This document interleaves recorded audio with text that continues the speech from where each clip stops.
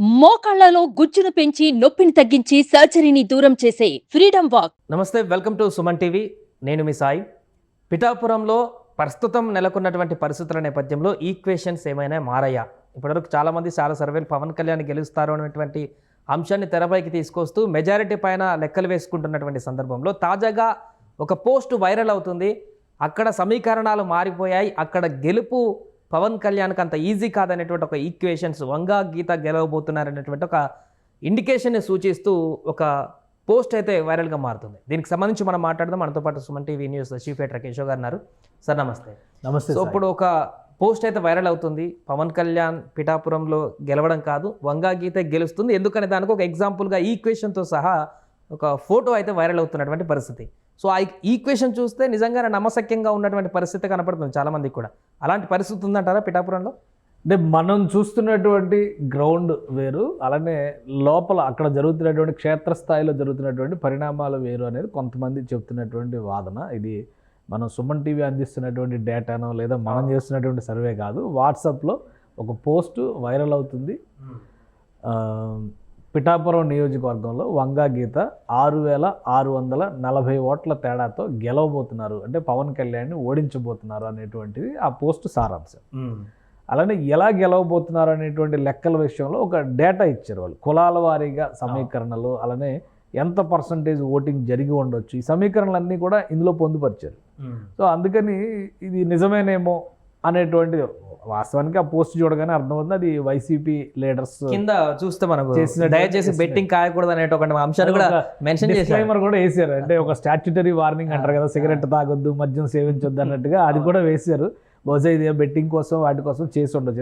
ఎందుకని వైసీపీకి అనుకూలంగా ఉంది అనేది మనం చెప్పాల్సి వస్తుందంటే ఇందులో క్లియర్గా వాళ్ళు వేసినటువంటి లెక్కలు ఇవన్నీ పక్కన పెడితే వంగా గీత వర్సెస్ పవన్ కళ్యాణ్ ఇది లెక్క. గీతమ్మ గీతమ్మ అని రాసుకుంటూ వచ్చారు అన్ని చోట్ల. సో ఇది చూసినప్పుడు ఏంటంటే కొంచెం ఆమెకు ఫేవర్గా ఉన్న వాళ్ళు ఎవరో వేసినటువంటిది, కాబట్టి ఆమె పార్టీ వైసీపీ కాబట్టి బహుశా వాళ్ళ ఇదే ఉండొచ్చు అనేది. కానీ పోలింగ్ జరిగిన తర్వాత వేసినటువంటి ఎస్టిమేషన్ ఇది. ఎందుకంటే టోటల్ ఓటర్స్ 2,38,000, పోలైనటువంటి ఓట్లు 2,04,800 ఓట్లు. అది కూడా ఈ పేపర్లో రాశారు. సో ఒకసారి మనం వాళ్ళు చేసినటువంటి కాలమైజేషన్ ఏ విధంగా ఉందో చూద్దాం. క్యాస్ట్ వారీగా మొత్తం ఓట్లు పిఠాపురంలో కాపు సామాజిక వర్గానికి సంబంధించి 80,000, 90,000 ఓట్లు ఉన్నాయనేటువంటి ప్రచారం బలంగా జరిగింది. ఆ నేపథ్యంలోనే పవన్ కళ్యాణ్ పిఠాపురంలో నిలవాలని డిసైడ్ చేశారు అనేటువంటి చర్చ కూడా నడిచింది. సో అందులో అన్డిస్ప్యూటెడ్ అది. కాబట్టి ఇతర కులాల వాటా అంటే 2,38,000 ఓట్లలో కాపులు 80,000, 90,000 అనుకుని మనం అనుకుంటే మిగతా 1,50,000 ఓట్లు ఇతర కులాలకు ఉన్నాయి కదా. సో 1,50,000 పైగా ఓట్లు ఉన్నాయి. కాబట్టి ఆ కులాలు ఎటువైపు ఉంటాయి? కేవలం కుల సమీకరణల ఆధారంగా వేసినటువంటి అంచనా. ఒక కులం ఈ వ్యక్తికి లేదా ఈ పార్టీకి మాత్రమే ఓటు వేస్తుంది అని నమ్మేవాళ్ళు ఎవరైనా కానీ ఈ డేటాని ఈజీగా నమ్మడానికి అవకాశం ఉంది. సో మొత్తం పోలైన ఓట్లు, అది కూడా కులాల వారీగా ఏ ఓట్లు పోలైనవి, ఎవరెవరికి పోలైనవి కూడా వాళ్ళు ఒక అంచనా వేశారు. పర్సంటేజ్ పవన్కి ఎంత వస్తుంది, గీతకి ఎంత వస్తుంది, ఈ సపరేషన్ చేసి ఓట్ల నంబర్ వారీగా కూడా చేశారు. మొదట చూద్దాం మనం. కాపు కులానికి సంబంధించి 76,000 ఓట్లు, అంటే 86% పోలింగ్కి వచ్చి ఉంటే అంచనా ప్రకారం 65,300 ఓట్లు పోలైనట్టు లెక్క. అంటే అందులో 25% వంగా గీతకి వేస్తే 75% పవన్ కళ్యాణ్కి వేశారు అనుకుంటే కనుక 16,325 ఓట్లు వంగా గీతకు వస్తాయి. అలానే పవన్ కళ్యాణ్కి 48,975 ఓట్లు వస్తాయి. కేవలం కాపు సామాజిక వర్గానికి సంబంధించినటువంటి ఓట్లు. అంటే ఆల్మోస్ట్ 75% అంటే ఆమె కంటే ఈయనకి డబల్ 3 times ఎక్కువ వచ్చినట్టు లెక్క.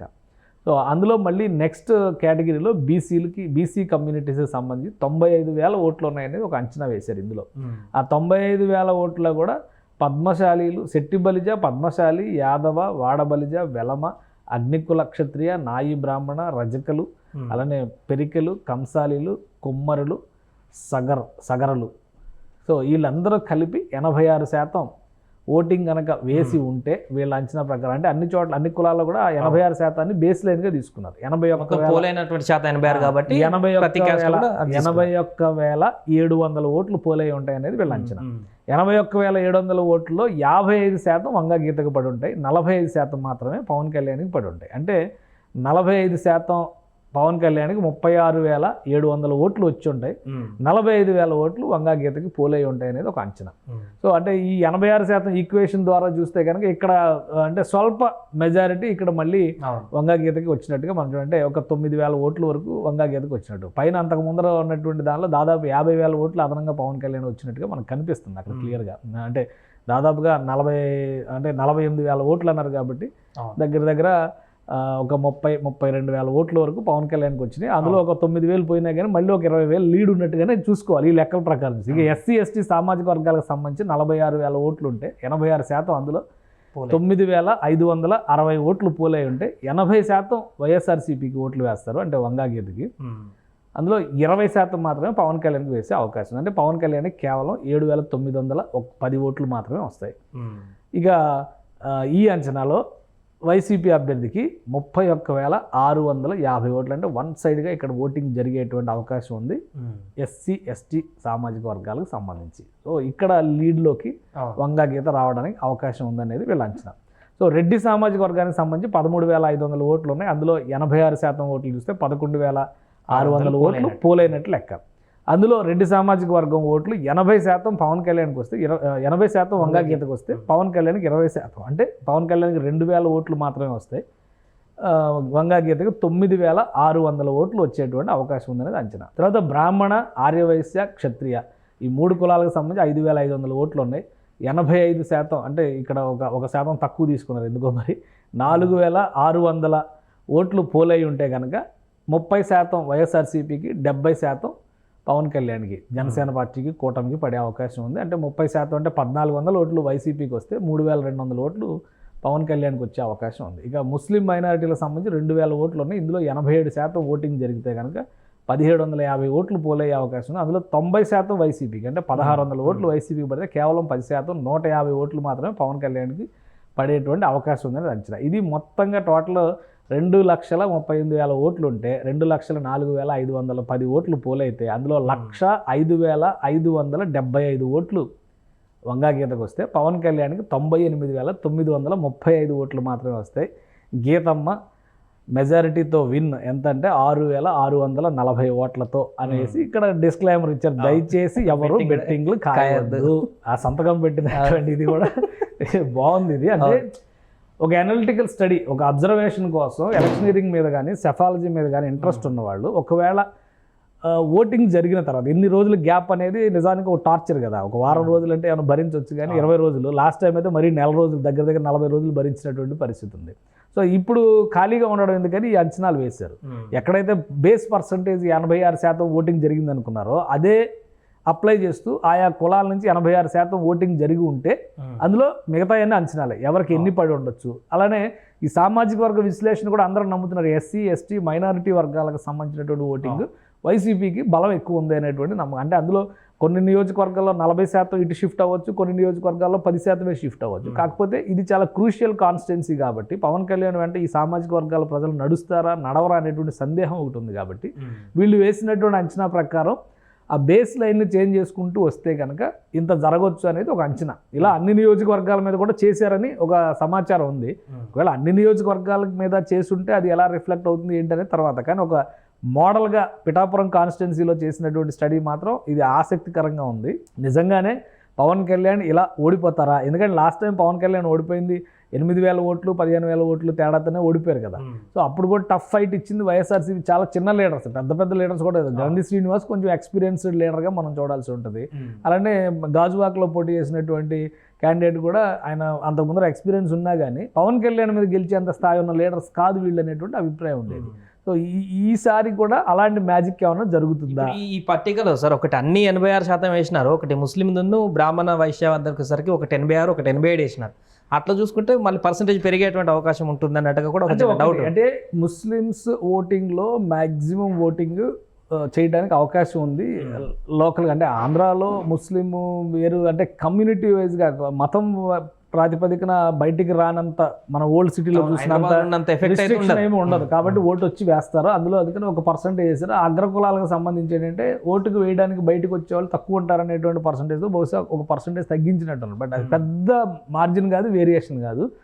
ఓవరాల్గా ఆన్ అండ్ యావరేజ్ 86.5% అని అనుకోవాలి మనం అన్ని చోట్ల. అక్కడ కూడా అయింది 86.6% కదా ఓటింగ్ జరిగింది. సో ఆ ప్రాతిపదికన వేసి ఉన్నట్టుగా కనిపిస్తుంది. అది ఒకటి, అది నిజంగా జరుగుతుందా? జనసేన పార్టీ నాయకులు ఏం చెప్తున్నారు, అసలు ఆమె ఓడిపోతున్నారు, ఓడిపోయిన వెంటనే జనసేనలో చేరడానికి సిద్ధంగా ఉన్నారు, మా పార్టీ నాయకులతో టచ్లో ఉన్నారు, కొణిదెల ఫ్యామిలీకి ఆమె వ్యతిరేకంగా వెళ్ళడం ఆమెకు ఎట్టి పరిస్థితిలో ఇష్టం లేదు, పవన్ కళ్యాణ్ గారు ఒక్క మాట పిలిస్తే వచ్చేస్తారు అనేటువంటి చర్చ కూడా వాళ్ళు చేస్తున్నారు. ఒకవేళ పిఠాపురంలో మొత్తం పవన్ మెజారిటీ పైన బెట్టింగ్లు జరుగుతున్నాయనేటువంటి ప్రచారం కూడా జరుగుతుంది. దాన్ని అడ్డుకోవడానికే ఈ బెట్టింగ్లు కాసేటువంటి వ్యక్తులు ఏమైనా సృష్టించిన కాగితంగా చెప్పొచ్చు కావచ్చు. ఎందుకంటే ఇప్పుడు ఎవరి లెక్కలు వాళ్ళకు ఉన్నాయి. ఒకటి ఏంటంటే ఆంధ్రప్రదేశ్లో ఏ ప్రభుత్వం ఏర్పడబోతుంది అనేది దేశవ్యాప్తంగా ఒక ఆసక్తికరమైనటువంటి చర్చ ఉంది. ఏపీ మోడల్ని ఒకవేళ గెలిస్తే, జగన్మోహన్ రెడ్డి గెలిస్తే మిగతా రాష్ట్రాలు ఫాలో అవ్వచ్చా, ఒకవేళ ఓడిపోతే మిగతా రాష్ట్రాలు కూడా చేసినా ఇంతే అవుద్ది కాబట్టి దాని జోలికి పోకుండా ఉంటారా అనేటువంటి చర్చ ఒకవైపు ఇంటలెక్చువల్ క్యాడర్లో నడుస్తుంది. రెండో వైపు ఏంటంటే దక్షిణాది రాష్ట్రాల్లో బీజేపీకి పట్టు రావాలంటే ఏపీ తెలంగాణలో బలం పెంచుకోవాల్సినటువంటి అవసరం ఉంది అనేది ఒక చర్చ ఎక్కువ నడుస్తుంది. ఆ నేపథ్యంలో జాతీయ పార్టీల ఆసక్తి కూడా అక్కడ ఉంది. ఈసారి షర్మిల రూపంలో ఆంధ్రప్రదేశ్లో కాంగ్రెస్ పార్టీ ఎంట్రీ చేసినటువంటి విధానం, ఆ విధానం జాతీయ రాజకీయాల్లో, ఎందుకంటే ఏపీ ఎప్పుడు కూడా కాంగ్రెస్కి ఆక్సిజన్ ఇచ్చింది చాలా సందర్భాల్లో. ఒకసారి మొత్తం వేవ్లో దేశవ్యాప్తంగా ఇందిరాగాంధీ ఆధ్వర్యంలో కాంగ్రెస్ పార్టీ ఊడ్చిపెట్టుకుపోతే 42 పార్లమెంటు స్థానాల్లో 41 నియోజకవర్గాల్లో ఏపీ ప్రజలు కాంగ్రెస్ పార్టీకి పట్టం కట్టారు. ఏది ఎమర్జెన్సీ తర్వాత. ఎమర్జెన్సీ అంటే ఒక బ్లాక్ ఇయర్స్ కింద, చీకటి రోజుల కింద మనం వర్ణిస్తాం. కానీ ఆ తర్వాత జరిగినటువంటి ఓటింగ్లో ఆంధ్రప్రదేశ్లో 41 సీట్లు కాంగ్రెస్ పార్టీ అప్పుడు గెలిచింది. అంటే ఇప్పుడు అలాంటి రివైవల్ ప్రక్రియ ఏమైనా జరుగుతుందా అంటే స్థానికంగా అటువంటి పరిస్థితి ఉండకపోవచ్చు, కానీ ప్రజలు వీళ్ళందరికంటే వాళ్ళు బెటర్ ఏమో అనేటువంటి ఆలోచనకు వస్తే రావచ్చు, చెప్పలేము మనం. పర్సంటేజ్ పెరగవచ్చు, అలానే లీడర్షిప్లో లీడ్స్ రావచ్చు, ఇవన్నీ కూడా జరిగేటువంటి అవకాశాలు ఉంటాయి. కాబట్టి ఎవరి లెక్కలు వాళ్ళు వేస్తున్నారు. వైసీపీ చెప్పిన 151 రావాలంటే ఇప్పుడు చెప్పినట్టుగా ఈ క్యాస్ట్ వైజ్ ఓటింగ్ ఇలానే పోలరైజ్ అయి ఉంటే 151 వస్తాయి. జగన్మోహన్ రెడ్డి గారు చేసినటువంటి సోషల్ ఇంజనీరింగ్ కూడా కులాల వారీగా మనుషులను చీల్చి కులాల వారీగా పార్టీల్లోకి చేర్చుకునేటువంటి, తన పార్టీలోకి చేర్చుకునేటువంటి ఒక ప్రయోగం చేశారు. ఆల్రెడీ లాస్ట్ టైం కొన్ని చేసినటువంటి తప్పిదాల వలన తెలుగుదేశం పార్టీ కొంతవరకు బీసీ వర్గాల్లో పట్టు సడలినటువంటి పరిస్థితి. ఎందుకంటే ఎన్టీ రామారావు గారు పార్టీ పెట్టిన తర్వాత బీసీ వర్గాలు మొత్తంగా తెలుగుదేశం పార్టీకి అండగా నిలిచినట్టుగా మిగతా ఏ పార్టీ, ఈవెన్ కమ్మ సామాజిక వర్గం కూడా అండగా నిలవాల. కొన్ని సందర్భాల్లో అంత సామాజిక వర్గం అండగా నిలిచి ఉంటే కొన్ని సందర్భాల్లో ఓడిపోయేటువంటి పరిస్థితి వచ్చేది కాదు. సో ఈ లెక్కల ప్రకారం మనం చూసుకుంటే కనుక 2019 ఎన్నికల్లో బీసీలు కూడా కొంత తెలుగుదేశం పార్టీ పట్ల అయిష్టత చూపించారనడానికి ఉదాహరణలు ఉన్నాయి. అలానే కాపుల్లో వచ్చినటువంటి వ్యతిరేకత తెలుగుదేశం పార్టీ దెబ్బతీసింది అనేటువంటి ఉదాహరణ ఉంది. ఈసారి ఏంటంటే కాపులు బీసీలు కూడా కొంత మెత్తపడ్డారు, తెలుగుదేశం వైపు అడుగులు వేశారనే సంకేతాలు స్పష్టంగా కనిపిస్తున్నాయి. కానీ ఇక్కడ వేసినటువంటి అంచనాలు, అందుకనే బీసీలకి కాపులకి సంబంధించి ఒక లెక్క చెప్పారు, క్లియర్గా వాళ్ళ వైపు ఉంటారు అనేటువంటి లెక్క అక్కడ పర్సంటేజ్ ఇచ్చారు. 40% వాళ్ళకి, 75% వీళ్ళని పవన్ కళ్యాణ్కి ఓటు వేసి ఉంటారని ఇచ్చారు. కానీ ఎస్సీ ఎస్టీ మైనారిటీలో మాత్రం 80% వైసీపీకి, 90% వైసీపీకి తీసుకొచ్చేటువంటి ప్రయత్నం చేశారు. సో ఇదేంటంటే బయట డిస్కషన్లో ఉన్నటువంటి అంచనా మాత్రమే నా లెక్క ప్రకారం. ఎందుకంటే మనం చాలా సర్వేలు చూసాం, ప్రీపోల్ సర్వేల్లో, క్యాస్ట్ వైజ్ చేసినటువంటి సర్వేల్లో కూడా 54-55% మించి ఏ కమ్యూనిటీలో కూడా ఒక పార్టీకి ఓట్లు పోలరైజ్ కాల. అలాంటప్పుడు 80% ఓట్లు ఒకే పార్టీకి అవుతాయని మనం ఎలా అనుకుంటాం? ఇప్పుడు ఆత్మసాక్షి సర్వే చెప్పింది వైఎస్ఆర్సీపీ అధికారంలోకి వస్తుంది. అదే ఆత్మసాక్షి సర్వే ప్రీపోల్ రిపోర్ట్ ఇచ్చినటువంటి సందర్భంలో క్యాస్ట్ వైజ్ వాళ్ళు చేసినటువంటి ఈక్వేషన్స్లో maximum to maximum SC ST మైనారిటీల్లో వైసీపీకి ఉన్నటువంటి పట్టు 55-57% మాత్రమే. సో ఇక్కడ 80% ఓటింగ్ వన్ సైడ్గా పడిందని మనం చెప్పలేం. ఇంకో లాజిక్ కూడా మిస్ అయినట్టున్నారు సార్ ఈ పేపర్లో. ఇప్పుడు 100కు అక్యురేస్గా ఎన్ని పోల్ అయినాయి అన్ని ఓట్లు అనేవి ఇద్దరికి షఫుల్ చేసి ఇచ్చినారు. దీంట్లో నోటాన ఆప్షన్ ఒకటి ఉంటుంది, ఇండిపెండెంట్ నిలబడ్డారు చాలా మంది, అంటే వాళ్ళందరికీ 0-0 వచ్చి వీరిద్దరికి మాత్రమే పోల్ అయితే మాత్రమే వచ్చేటువంటి లెక్క. అది పాసిబుల్ అయ్యేటువంటి పరిస్థితి ఉంటుంది. కొంత నోటాకు ఒక 100 ఓట్లన్నీ వచ్చేటువంటి పరిస్థితిని చూస్తుంటాం ఇక్కడ. ఇప్పుడు ఈ 6,000 ఓట్ల మార్జిన్ ఉంది కదా, ఇప్పుడు పిఠాపురం నియోజకవర్గంలో వాస్తవానికి బలమైన కాంగ్రెస్ కూడా ఎవరిని బలమైన అభ్యర్థులను పెట్టుకున్నటువంటి పరిస్థితి లేదు. అంతా కూడా వాళ్ళ ఓట్లు చీల్చేటువంటి కెపాసిటీ లెక్క ప్రకారం చూస్తే అందరూ కూడా మ్యాక్సిమం 5,000 ఓట్ల లోపే ఉంటారు. ఇది అది ఏం party, BC party, BCYM party, ఆ పార్టీ ఒక ట్రాన్స్జెండర్ని కూడా అక్కడ బరిలో పెట్టింది. ఆ పార్టీ ద్వారా అలా చూసినా కానీ ఒక 1000 ఓట్లు చీలతాయి, అంతకంటే ఎక్కువ చీలే అవకాశం లేదంటే ఆ 1000 5,000 నుంచి 5,000 లోపు చీలేటువంటి ఓట్లు ఇక్కడ మెజారిటీని డిసైడ్ చేస్తున్నట్టుగా ఇచ్చారు. కాబట్టి ఇది పక్కా గెలుపు అని చెప్పగలమా ఈ అంచనా ప్రకారం చూస్తే కూడా? ఇప్పుడు మీరు అన్న వ్యాలిడ్ పాయింట్ ఏంటంటే 4-5 అభ్యర్థులు మొత్తం 11 మంది 12 మంది పిఠాపురంలో పోటీ చేశారు. 4-5 అభ్యర్థులు 1000 లోపు ఓట్లు చీల్చినా కానీ, ఒక 2-3 అభ్యర్థులు 1000-2000 పైన 2000 వరకు చీల్చినా కానీ యావరేజ్గా ఒక 5-6 వేల ఓట్ల చీలిక అక్కడ కనిపిస్తుంది. సో గంపగుత్తగా 2 పార్టీల మధ్య పోటీ జరిగినట్టుగా చేసినటువంటి ఈ విశ్లేషణ 6000 మెజారిటీని ఆవిడకి ఇచ్చి ఉండొచ్చు. బట్ ఒకవేళ ఈ విశ్లేషణ ప్రకారమే ఓటింగ్ జరిగితే ఈ 6000 ఓట్ల చీలికి జరిగితే మళ్ళీ పవన్ కళ్యాణ్ గెలిచే అవకాశం చాలా స్వల్ప మెజారిటీతో దాంట్లో కూడా అదే ఉంది, అదే వస్తున్నట్టు కదా. సో ఇది రాష్ట్ర వ్యాప్తంగా మేము అన్వయిస్తాము. అందుకే నేను అంటుంది, ఒక కులం కన్సాలిడేట్గా ఒక వ్యక్తికి లేదా ఒక పార్టీకి ఓటు వేస్తుందని నేను అనుకోవడం లేదు. అలా జరిగితే అది ప్రజాస్వామ్యం కాదు. చాలా ఏళ్లలో పేరెంట్స్ ఫాదర్ ఒక పార్టీకి వేస్తే పిల్లలు మరొక పార్టీకి వేసినటువంటి పరిస్థితి ఉంది. ఈసారి ఎన్నికల్లో కూడా అదే చర్చ జరిగింది. చాలా చోట్ల ఫీడ్బ్యాక్ తీసుకున్నప్పుడు మా పిల్లలకు ఉద్యోగాలు లేవని ఆవేదనతో ఒకరొక పార్టీకి వేస్తే పిల్లలకు ఉద్యోగాలు రాలేదని చెప్పి పిల్లలు వేరే పార్టీకి కూడా ఓటు వేశారు. మాకేదో పెన్షన్ వస్తుంది కాబట్టి మేము అదే కదా ఇప్పుడు అందుకనే నాడి దొరకలేదు ఆంధ్రప్రదేశ్లో అనేటువంటి చర్చ నడుస్తుంది. కాబట్టి ఇవన్నీ కూడా కేవలం బుకీల కోసమో లేదా ఇప్పుడు ఆ బెట్టింగ్లో ఒక అట్రాక్షన్ తీసుకొచ్చి ఒక డిస్కషన్ తీసుకొచ్చి ఇలా కూడా పాసిబిలిటీ ఉంది అనేటువంటి ఒక ఆసక్తిని రేకెత్తించడం ద్వారా అటువైపు అందరూ ఇటే కాస్తే బుకీకి నష్టం కదా. అందరూ పవన్ కళ్యాణ్ గెలుస్తారనేటువంటిది కాస్తే అసలు ఆ క్వశ్చన్ ఆడు రన్ చేయడం కూడా వేస్ట్. ఎందుకంటే అది పెడితే వీళ్ళ క్లాసు. అందుకని చెప్పని ఒక ట్రెండ్ క్రియేట్ చేయడం కోసం ఎవరో సృష్టించినటువంటి ఊహాత్మకమైనటువంటి విశ్లేషణగానే ఇది కనిపిస్తుంది. అయితే ఒకటి, పిఠాపురం నియోజకవర్గంలో ఏ పార్టీ గెలిచినా కానీ ఖచ్చితంగా అది ఒక రికార్డ్ అవుతుంది. పవన్ కళ్యాణ్ గెలిచినా, ఇటు వైసీపీ నుంచి అభ్యర్థి గెలిచినా, వీళ్ళిద్దరూ కాకుండా ఇంకే అభ్యర్థులైనా కానీ పిఠాపురం ప్రజలు ఆదరించినా కానీ ఖచ్చితంగా అది ఒక రికార్డ్ అవుతుంది. ఇక్కడ ఈ విశ్లేషణలన్నిటికీ ఒక బేరీజ్గా తీసుకుని ఏపీలో ఏ గవర్నమెంట్ ఫామ్ అయ్యిందని చెప్పడం కూడా చాలా క్లిష్టమైనటువంటి పరిస్థితి. ఎందుకంటే ఇప్పుడు ఏపీలో ఉత్తరాంధ్రలో ఒక రకమైనటువంటి జడ్జిమెంట్ వచ్చింది, అలానే ఉభయ గోదావరి జిల్లాల్లో ఒకలా ఉంది, రాయలసీమలో ఒకలా ఉంది, ప్రకాశం, నెల్లూరు, కృష్ణా, గుంటూరు జిల్లాలో ఒక్కొక్క జిల్లా ఒక్కొక్క రకంగా ఉంది. ఏ జిల్లా కూడా క్లియర్గా లేదు. ఈవెన్ అమరావతి ఇష్యూ ఉన్నప్పటికి కూడా కృష్ణా, గుంటూరు జిల్లాల్లో స్పష్టంగా యాంటీ వేవ్ వైసీపీకి లేదు. సో అందుకనే ఇంత కన్ఫ్యూజన్ వస్తుంది. ఒకవేళ అమరావతి పోతుంది, మన రాజధాని పోతుంది, ఇక్కడ ఒక 55,000 ఎకరాల్లో ఒక భారీ నగరం వస్తుంది, హైదరాబాద్ లాంటి సిటీ వస్తుంది, ఒక గ్రోత్ ఇంజిన్ అవుతుంది, ఇది రాష్ట్రం మొత్తానికి ఫీడింగ్ అవుతుంది. ఇప్పుడు తెలంగాణలో చూస్తే ఉదాహరణకి తెలంగాణలో 2-3 లక్షల కోట్ల బడ్జెట్తో రాష్ట్రం పెడితే ఒక్క హైదరాబాదే 60-70 వేల కోట్ల రూపాయల గ్రోత్ జనరేట్ చేస్తుంది. ఫైనాన్షియల్ హబ్ కింద తెలంగాణలో హైదరాబాద్ ఉంది. సో అలాంటి ఒక నగరం వస్తుంది అనేటువంటి ఆవేదన ఉంటే వాళ్ళు కూడా ఇటు కన్సాలిడేట్ అయ్యి ఒకటే సైడ్ ఓటింగ్ వేసేవాళ్ళు. కానీ అలా జరగడం లేదు. అందుకనే కృష్ణా జిల్లా జడ్జిమెంట్ ఒకలా ఉండొచ్చు, గుంటూరు జిల్లా ఒకలా ఉండొచ్చు, నెల్లూరు ఒకలా ఉండొచ్చు, ప్రకాశం ఒకలా. ఈ 4 జిల్లాల్లో 4 రకాల తీరు, అంటే లోకల్ ఇష్యూస్ ఎక్కువ ఇన్ఫ్లుయెన్స్ చేసే పరిస్థితుంది.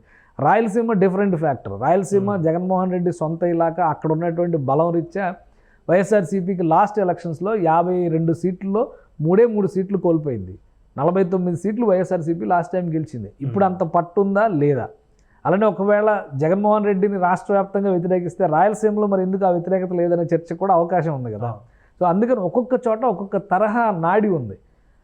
ఒకవైపే వేవ్ ఉంది, ఒకవైపే ఎలక్షన్ జరిగింది అని చెప్పడానికి అవకాశం లేదు. అందుకనే ఒక కులం పూర్తిగా ఒక పార్టీకి ఓటేస్తుందని చెప్పడానికి కూడా ఎట్టి పరిస్థితుల్లో అవకాశం లేదు. ఇవన్నీ కూడా జస్ట్ మనం చేస్తున్నట్టుగానే కొన్ని విశ్లేషణలు ఈ 20 రోజులు ఎలాగో ఖాళీగా ఉన్నాం కాబట్టి పేపర్ మీద లెక్కల రూపంలో చేసి వైరల్ చేస్తున్నటువంటి పోస్టులుగానే మనం చూడాల్సి ఉంది. సో అది మొత్తానికి ప్రస్తుతానికి వాట్సాప్లో సోషల్ మీడియాలో చక్కర్లు కొడుతున్నటువంటి ఒక ఫోటో. అది పిఠాపురంలో వంగగీత గెలవడానికి గల ఈక్వేషన్స్ అంటూ సర్క్యులేట్ చేస్తున్నటువంటి అంశానికి సంబంధించినటువంటి అనాలిసిస్ ఇది. సో మొత్తానికి అక్కడ వంగగీత గెలిచేటువంటి అంశం ఉందా, లేకుంటే పవన్ కళ్యాణ్ గెలుస్తారా, గెలిస్తే ఎంత మెజారిటీ వస్తుంది అనేది పూర్తి స్థాయిలో ఫలితం అయితే మనం జూన్ 4నే చూడాలి. సుమన్ టీవీలో మీ పర్సనల్ అండ్ బిజినెస్ ప్రమోషన్స్ కోసం కింది నెంబర్కి కాంటాక్ట్ చేయండి.